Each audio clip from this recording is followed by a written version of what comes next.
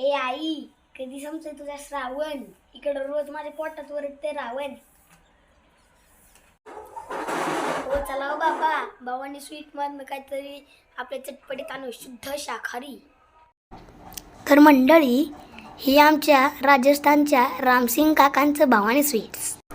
समोरच काउंटरला पेढा, डिंक, लाडू, गुलाबजामुन. अगं बाई, मग आत गेलो आणि आमच्या शुद्ध शाकाहारी रामसिंग काकांना म्हणलो, हो काका करा माझ्यासाठी 5 समोसा पॅक.